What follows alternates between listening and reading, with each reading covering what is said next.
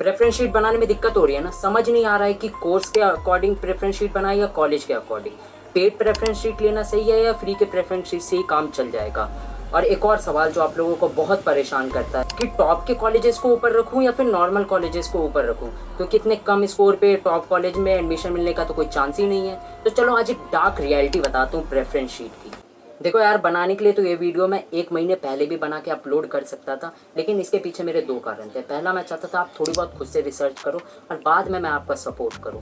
और दूसरा, मैं भी बाकियों की तरह चाहता तो पहले ही 1 महीने पहले वीडियो बना देता और इसी टॉपिक पे 4-5 वीडियो पेल देता और आपका टाइम बर्बाद कर देता। और शायद उस टाइम उसकी नीड थी भी नहीं। अभी आपको सबसे ज़्यादा ज़रूरत है, इसलिए मैं आज इस वीडियो को आपके सामने लाया हूँ, क्योंकि मैं आप लोगों का टाइम सेव करना चाहता था, बर्बाद नहीं करना चाहता था।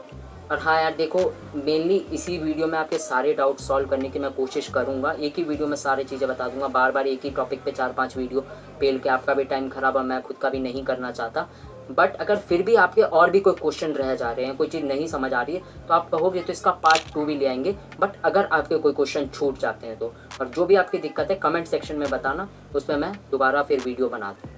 देखो, आज की वीडियो थोड़ी लंबी हो सकती है, क्योंकि यार देखो, आप भी जानते हो और मैं भी जानता हूँ कि प्रेफरेंस शीट बनाना एक बहुत ही लेंदी और डिफिकल्ट प्रोसेस है। तो इसको समझने में कम से कम 10 से 15 मिनट तो आपको लग ही जाएंगे।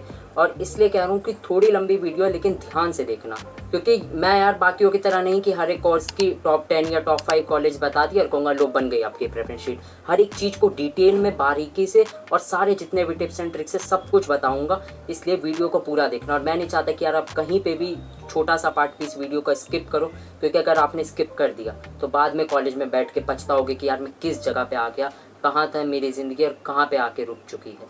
इसलिए टाइम निकाल के इस वीडियो को पूरा देख लेना अगर अच्छे से प्रेफरेंस शीट बनाना चाहते हो। और इसी वीडियो में आपके सारे डाउट सॉल्व कर दूंगा जितने भी मैंने अभी बताए, और भी अगर कोई प्रॉब्लम है तो सारी चीज़ें इसी एक सिंगल वीडियो में आपको कवर हो जाएंगी और सारी चीज़ें क्लियर हो जाएगी। और हाँ, उन लोगों के लिए भी एक सीक्रेट टिप्स बताऊंगा जिनके लो स्कोर आ रहे हैं, उन्हें किस तरीके से प्रेफरेंस शीट बनाना चाहिए ताकि उनको कम से कम दिल्ली यूनिवर्सिटी का कोई ना कोई कॉलेज मिल ही जाए। एक बार इन सब बच्चों के मार्क्स देखो। अब आप लोग सोच रहे हो कि कितने कम मार्क्स पे भी इनको उनका मनपसंद कोर्स और कॉलेज इतना इजीली अलॉट कैसे हो गया, यानी इन्हें मिल कैसे गया, सोच रहे हो ना। तो ऐसा इसलिए हुआ मेरे दोस्त, क्योंकि इन्होंने प्रेफरेंस शीट बनाते वक्त कुछ रूल्स, कुछ प्रिंसिपल्स को फॉलो किया था, जिस कारण इनका इजीली एडमिशन हो गया, वो भी अच्छे कॉलेजेस में। अब वो रूल्स क्या है, आज की वीडियो में इन्हीं सब पे बात करेंगे और हर एक रूल इंपॉर्टेंट है, इसलिए एक भी रूल को अगर स्किप करोगे तो समझ में नहीं आएगा और फिर एडमिशन होने में बहुत दिक्कतें होगी। रूल नंबर 1 कहता है assume you have 800 out of 800। ऐसा मैं इसलिए कह रहा हूँ क्योंकि यार आप लोग अपने मन के राजा हो। आपको ऐसा अज्यूम करके चलना है कि आपने फुल स्कोर किया है, यानी आपके 800 में से 800 आए हैं, और अगर 600 में से कैलकुलेट कर रहे हो तो 600 में से 600 आए।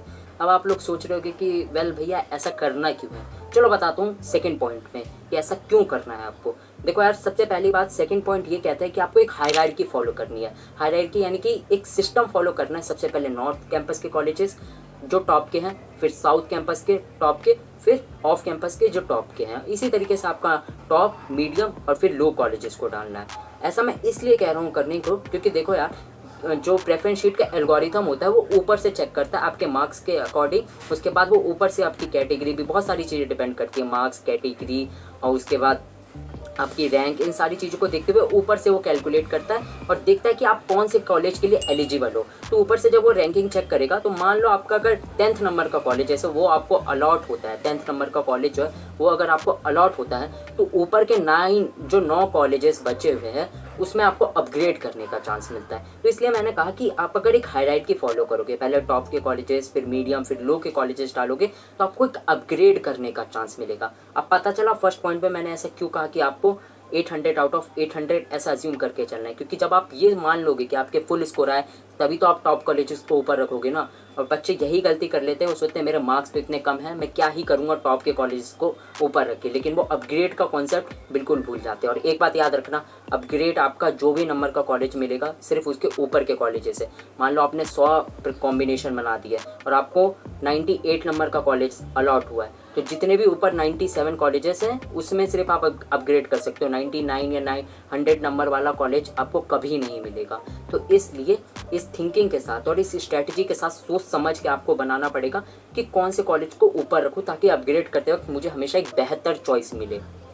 प्लस आपको 3 से 4 कोर्सेज अपने माइंड में बना के रखने हैं और उसी के अकॉर्डिंग प्रेफरेंस शीट बनानी। ऐसा ना हो कि आपको अगर पॉलिटिकल साइंस पसंद है और आप पॉलिटिकल साइंस ऑनर्स करना चाहते हो तो सिर्फ उसी कोर्स की सारे कॉलेजेस भर दिए, कहीं की बन गई प्रेफरेंस शीट। ऐसा बिल्कुल भी मत करना।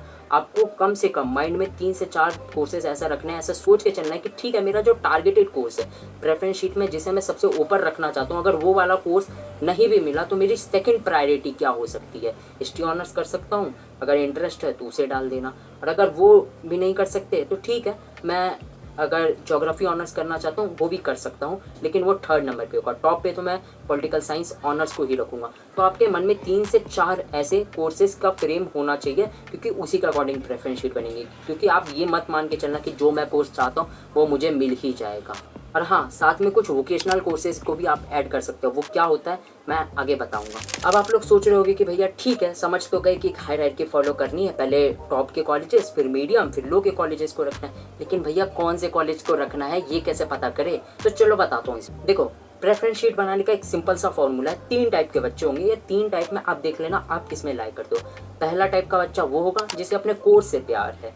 जिसे कोर्स से प्यार है मतलब वो वाला प्यार मत समझ लेना, मतलब इंटरेस्ट है उसे कि पॉल साइंस ऑनर्स करना है, पॉलिटिकल साइंस ऑनर्स करना है तो वही करना है। अब मे भी उसके कोई भी रीज़न हो कि यूपीएससी क्रैक करना है, वैसे तो हर कोर्स से हो सकता है, बट उसे इंटरेस्ट है, हम ऐसा मान के चलते हैं। बीकॉम ऑनर्स करना है या फिर बीकॉम प्रोग्राम ही करना है, कॉलेज कोई सा भी मिल जाए मुझे कोई फ़र्क नहीं पड़ता, मुझे बस मेरा मन पसंदीदा कोर्स मिलना चाहिए। दूसरे टाइप के बच्चे वो हो सकते हैं जिनके लिए कॉलेज इंपॉर्टेंट है।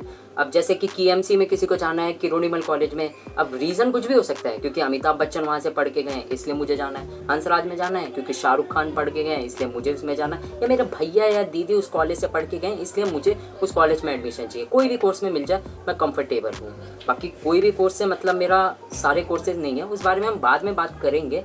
और तीसरे टाइप के बच्चे वो हैं जो इन दोनों का बैलेंस बना के चाहते हैं। वो चाहते हैं कि मेरा यार मन पसंदीदा कोर्स भी मिल जाए और कॉलेज भी ठीक ठाक लेवल का मिल जाए तो ठीक है। बाकी मेरे को इतना भी नहीं चाहिए कि एक अच्छा कॉलेज मिल जाए लेकिन मेरा कोर्स में इंटरेस्ट ही ना हो, या मुझे इतना भी बेकार कॉलेज नहीं चाहिए जिसमें मेरे को मन पसंदीदा कोर्स तो मिल जाए लेकिन कॉलेज थोड़ा लो ग्रेड का हो। तो बात करते हैं इन तीनों टाइप के स्टूडेंट के बारे में कि उनकी प्रेफरेंस शीट कैसे बनेगी। डिटेल में इस बारे में बात करेंगे। बाकी अब तक तो आप समझ चुके होंगे कि आप कौन सी कैटेगरी में लाइक करते हो, और अगर इन सब से भी नहीं समझ आ रहा तो कमेंट करके आप पूछ सकते हो, उस पर मैं डाउट को आपको सॉल्व कर दूँ। तो चलो यार बात करते हैं पहले टाइप के स्टूडेंट के बारे में जिसने कहा कि इसके लिए कोर्स बहुत इंपॉर्टेंट है। तो देखो, उनके लिए तो सिंपल सी प्रेफरेंस शीट है, बन जाएगी। आपका कोर्स है और जितने भी कॉलेजेस वो कराते हैं कोर्स को आप फिल कर सकते हो। बट हाँ, यहाँ पे एक्सेप्शन है। एक चीज़ याद रखना कि आप सारे कॉलेजेस अगर भरोगे तो वहाँ पे इवनिंग कॉलेज बिल्कुल भी मत डालना, ठीक है। अगर आप इवनिंग में नहीं पढ़ना चाहते तो गलती से उसको मत डाल देना। और अगर आपको लगता है कि नहीं मेरे मार्क्स बहुत अच्छे हैं तो ऑफ कैंपस भी अगर नहीं चाहते हो डालना, अगर आप कोर्स को स्विच कर सकते हो तो आप ऑफ कैंपस भी मत डालना। अब बात करते हैं सेकेंड टाइप के स्टूडेंट के बारे में जो कहता है कि उसके लिए कॉलेज इंपॉर्टेंट है और वो कोर्स कर लेगा कोई सा भी, मेरे को किरोड़ीमल में ही जाना है या हंसराज में ही जाना है या हिंदू में ही जाना है। तो यहाँ पे भी एक एक्सेप्शन है, ये एडवाइस ऐसे मान सकते हो कि आपको जब आप उस कॉलेज के सारे कोर्स भर रहे होगे तो गलती से भी ऐसे कोर्स मत भर देना जिसमें आपका इंटरेस्ट ही नहीं है। अगर हिंदू में उर्दू ऑनर्स करा रहे सपोज करो तो आप उर्दू ऑनर्स नहीं करना चाहते तो मत डाल देना। संस्कृत ऑनर्स करना नहीं चाहते तो मत डाल देना। वही कोर्स सेलेक्ट करना जिसमें आपका थोड़ा बहुत भी इंटरेस्ट हो, कि ठीक है हिस्ट्री नहीं मिला पॉलिटिकल साइंस कर लूँगा, वो भी नहीं मिला सोशोलॉजी कर लूँगा, सोशोलॉजी भी नहीं मिला ज्योग्राफी ऑनर्स कर लूँगा।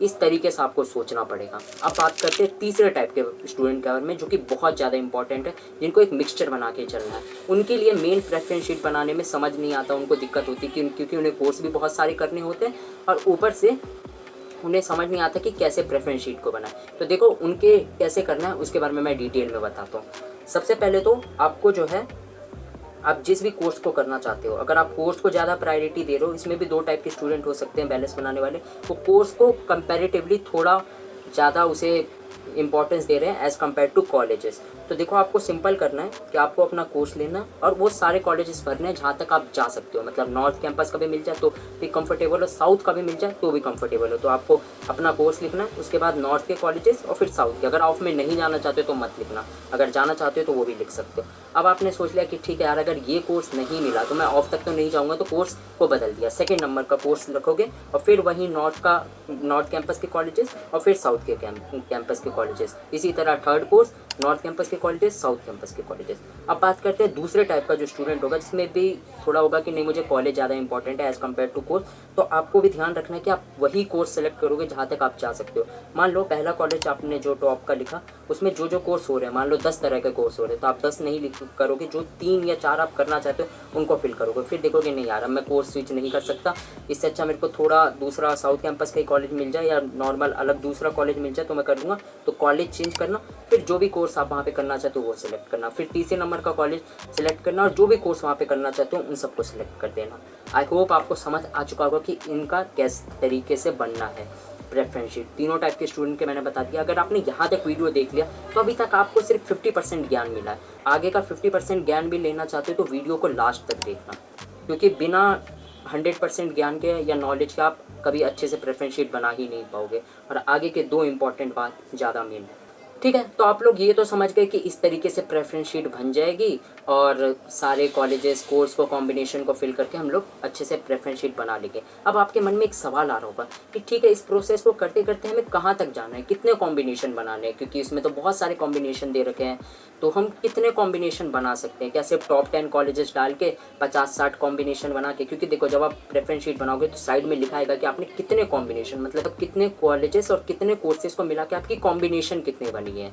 तो वो कॉम्बिनेशन कितने होने चाहिए? देखो यार, इसका कोई यूनिवर्सल आंसर नहीं है कि इतने बना लो तो बढ़िया है, आपको अपने अकॉर्डिंग देखना है। अगर मैं अपनी बात करूं तो लास्ट ईयर जब मैंने प्रेफरेंस शीट बनाई थी तो मेरे अराउंड यार 150 से 200 तक कॉम्बिनेशन बना लिए थे, क्योंकि मुझे लग रहा था कि शायद मेरे को एडमिशन फर्स्ट राउंड में नहीं मिलेगा। हाँ, वो बात अलग है, 150-200 प्रेफरेंस कॉम्बिनेशन बनाने के बाद भी मुझे मेरी टॉप 10 प्रेफरेंस में ही फर्स्ट लिस्ट में ही यानी फर्स्ट राउंड में ही मेरे को टॉप 10 जो मेरी खुद की प्रेफरेंस थी उसमें से कॉलेजेस अलॉट हो गए थे। बट अब ये आपको सोचना है कि आप कितने बनाओ। बट अगर मेरा एडवाइस लोगे तो मैं तो कहूँगा कि यार आपको कम से कम 100 से 150 कॉम्बिनेशन बना के रखना है। और अगर आपके मार्क्स और कम है तो 250-300 तक भी जा सकते हैं, क्योंकि बीए प्रोग्राम में ही खुद 250 से 300 कॉम्बिनेशन है। तो अगर उसको भी भरने जाओगे ना, सिर्फ बीए प्रोग्राम की बात करो तो ये आपका फुल हो जाएगा। तो जितने अगर आपके बहुत अच्छे स्कोर है तो कॉम्बिनेशन भी उतने ही कम बनेंगे, लेकिन सबको मिनिमम 100 तो बना के ही रखने। और ये जो बाकी यूट्यूबर्स आपको टॉप 10 लिस्ट दे देते हैं और आप भर देते हो ना और 50-60 कॉम्बिनेशन बना के आ जाते हो, उसमें नहीं मिलेगा एडमिशन अगर अच्छे मार्क्स नहीं हुए तो।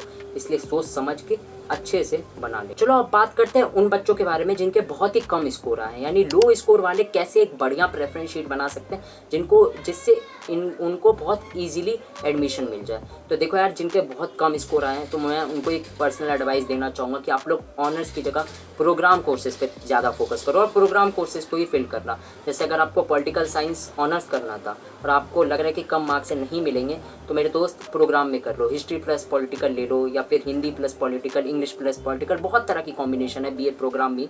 तो आपको एक रफ हाई चांसेस होगी कि अगर आपको ऑनर्स नहीं भी मिला तो इसमें भी आपको थोड़ा बहुत तो फील आ ही जाएगा, प्रोग्राम करते वक्त भी आपको थोड़ा बहुत नॉलेज मिल ही जाएगा और एक अच्छे कॉलेज में एडमिशन हो जाएगा। दूसरा, और अगर आप बीकॉम ऑनर्स करना चाहते थे तो मेरे दोस्त बीकॉम प्रोग्राम करने की कोशिश करो, क्योंकि आपके मार्क्स पे बीकॉम ऑनर्स मिलना दिक्कत है तो आप बीकॉम प्रोग्राम कर सकते हो।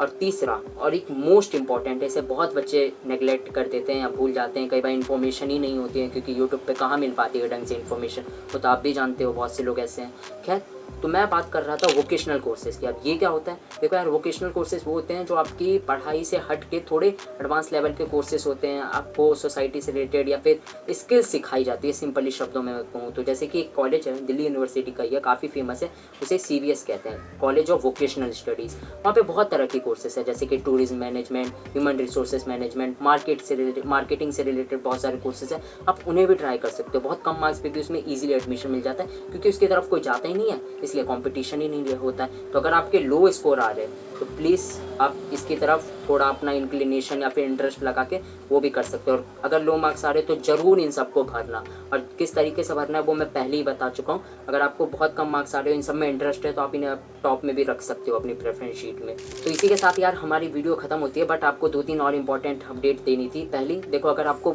अभी तक भी कुछ भी समझ नहीं आ रहा है कि कैसे करना है, क्या करना है, इतना सम देखने के बाद भी अगर समझ नहीं आ रहा तो दोबारा एक बार वीडियो को देखो, थोड़ा स्पीड कम करके अच्छे से समझो, सारी चीज़ें समझ आ जाएगी। और अगर फिर भी दिक्कत हो रही है तो कोई टेंशन की बात नहीं है, मैंने जैसा वादा किया था आप सभी को फ्री में प्रेफरेंस शीट प्रोवाइड करूँगा हर एक कोर्सेज़ के लिए। तो जैसे ही आपको हर एक कोर्सेज़ के लिए फ्री में प्रेफरेंस शीट मिलेगा तो आप उसी के अकॉर्डिंग बस जो भी PDF में होगा उसी को वहाँ पे पेस्ट कर देना, कॉपी पेस्ट कर देना, और थोड़ा बहुत अपना दिमाग लगा लेना।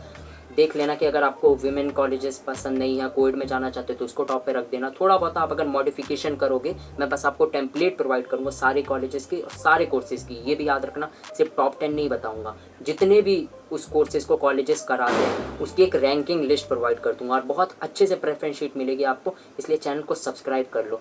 PDF फ्री में मिलेगी, कोई चार्जेस नहीं है। और तब भी अगर कोई दिक्कत आए तो आप बेझिझक होकर कमेंट में पूछ सकते हो। और इस वाले में भी अगर और भी कोई आपको सजेशन या फिर कुछ भी आपको पूछना है, बताना है, तो कमेंट सेक्शन आप ही लोगों के लिए है, आप उसमें पूछ सकते हैं। तो पहली तो ये अपडेट होगी कि यार आपको फ्री में प्रेफरेंस शीट मिल जाएगी, टेंशन लेने की बात नहीं। और दूसरी एक और अपडेट बतानी थी कि यार देखो, आप चैनल पे आपके छोटे भाई बहनों के लिए, यानी कि आप जो 12th क्लास में बच्चे हैं उनके लिए भी कुछ वीडियोस आनी शुरू हो जाएगी, क्योंकि यार वो लोग भी बहुत परेशान हैं। तो मैं उनका भी साथ निभाना चाहता हूँ और उनका भी थोड़ा सपोर्ट करना चाहता हूँ। तो इस बात से घबरा मत जाना कि अब आप लोगों के लिए वीडियोस नहीं आएगी, अब दोनों लोगों के लिए वीडियोस आएगी। 12th वाले बच्चों के लिए भी थोड़ी बहुत इन्फॉर्मेटिव वीडियोस आएगी और आप लोगों का भी मैं साथ नहीं छोड़ूंगा। मैंने कहा था ना, कॉलेज के गेट तक पहुँचा के रहूँगा। तो आपका जब तक कॉलेज में एडमिशन नहीं मिल जाता है तब तक मैं आप लोगों के साथ, और एडमिशन मिलने के बाद भी आप लोगों के साथ रहूँगा। तो बस ये अपडेट देनी थी कि अगर आप किसी 12th या 11th क्लास के बच्चे को जानते हो तो मेरा चैनल शेयर कर देना, उनको भी थोड़ी इन्फॉर्मेशन मिल जाएगी और बाकी आप लोगों के लिए वीडियोस आती ही रहेगी।